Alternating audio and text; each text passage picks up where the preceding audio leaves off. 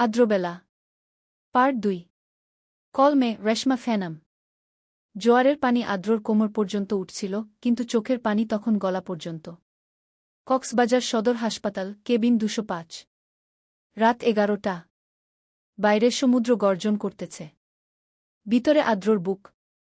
বেলা শুয়ে আছে, চোখ বন্ধ, মুখটা ফ্যাকাশে।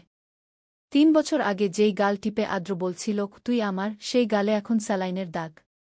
আদিত্য কেবিনের বাইরে দাঁড়ায় আছে। আদ্রকে দেখে শুধু বলল, ৩ মাস ভাই।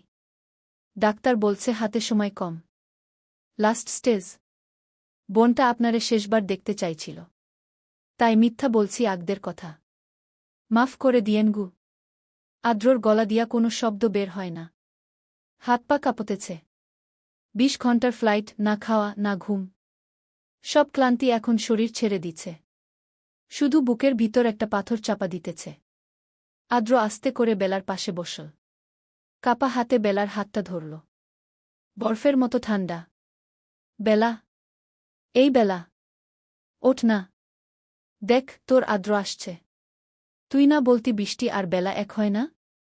দেখ আমি বৃষ্টি হয়া তোর কাছে আসছি। এবার তুই হারায় যা আমার মধ্যে। আমি কথা দিতেছি আর কখনো হাত ছাড়ব না গি। বেলা আস্তে আস্তে চোখ খুল। আদ্রকে দেখে ঠোঁটের কোণে এক চিলতে হাসি। সেই ৩ বছর আগের হাসি। তুই আসছিস? আমি জানতাম তুই আসবি আদ্র। কারণ তুই ছাড়া আমার বেলা শেষ হয় না আগে। আদ্র আর নিজেরে ধরে রাখতে পারল না। বেলার হাতটা বুকের সাথে চেপে ধরল। চোখ দিয়া পানি পড়তেছে। আমারে মাফ করে দে বেলা। আমার ইগোর জন্য তোর এই অবস্থা গু। বেলা অনেক কষ্টে হাত তুলে আদ্রর চোখের পানি মুছায় দিল। চুপ, কাঁদিস না তো। তোর চোখে পানি আমার সহ্য হয় না। মনে নাই? তুই বলতি আদ্র মানে ভেজা। আজ দেখ তুই কাঁদতেছিস আর বাইরে বৃষ্টি হইতেছে। আদ্র চোখে বেলা। সুন্দর না? বাইরে তখন সত্যিই ঝুম বৃষ্টি। জানালার কাচ বেয়ে পানি পড়তেছে। বেলা ফিসফিস করে বলল, আদ্র আমার একটা শেষ ইচ্ছা পূরণ করবি? বল বেলা। তোর জন্য আমি সব করতে পারি। আমারে একবার সমুদ্রের পাড়ে নিয়া যাবি? যেখানে তুই আমারে প্রপোজ করছিলি। আমি শেষবারের মতো ঢেউয়ের শব্দ শুনতে চাই। তোর কাঁধে মাথা রাইখা গু।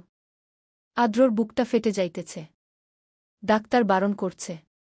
বেলার শরীরে একদম শক্তি নাই। কিন্তু এই শেষ ইচ্ছা সে কিভাবে ফিরায় দিবে? আদ্র ডাক্তারের কাছে অনুরোধ করল, প্লিজ ডাক্তার সাহেব, ১ ঘণ্টা, শুধু ১ ঘণ্টার জন্য ওর পাশে থাকতে চাই। হাসপাতালের বেডে না গি। ডাক্তার রাজি হইল। অক্সিজেন সিলিন্ডার, নার্স সহ অ্যাম্বুলেন্সে করে ওরা গেল বিচে। রাত ২টা। ঝুম বৃষ্টি। পুরা বিচ ফাঁকা। আদ্র বেলারে কোলে করে বালিতে বসল। বেলার মাথা আদ্রর বুকে।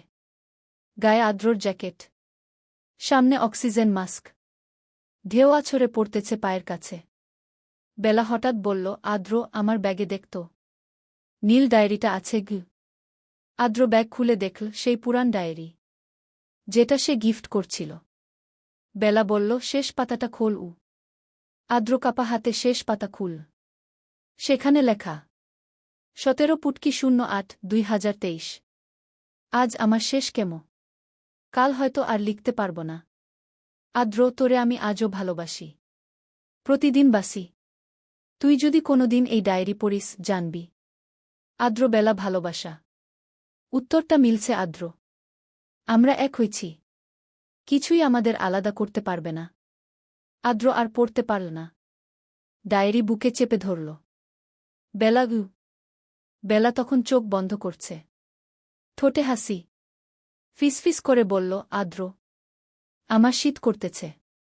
জড়ায় ধরবি? আদ্র শক্ত করে বেলারে জড়ায় ধরল। এই তো ধরে আছি পাগলি। আর ছাড়তেছি না গি। বৃষ্টি আর সমুদ্রের শব্দের মধ্যে বেলা আস্তে আস্তে ঘুমায় গেল। আদ্রর বুকে মাথা রেখে, যেমনটা সে চাইছিল। ভোর ৫টা। বৃষ্টি থামছে। আদ্র এখনো বেলারে বুকে নিয়ে বসে আছে।